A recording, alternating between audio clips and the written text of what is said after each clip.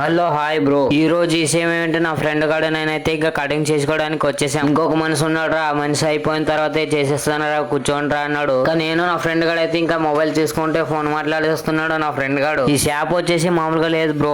ఇలా ఉన్న ఎయిర్ ఎలా చేస్తాడని ఇంకా ఆలోచిస్తూనే ఉన్నా. ఇంకా ఒక ఆయన వచ్చేసాడు, మీరు అందరూ చూసుకోవచ్చు. పౌడర్ అలాంటివన్నీ అన్ని కొట్టేస్తున్నాడు ఆ బ్రో వచ్చేసి. ఆ బ్రో వచ్చేసి ఎలా ఉంటాడో చూపిస్తాను చూడండి. ఆయన స్టైలే వేరే బ్రో.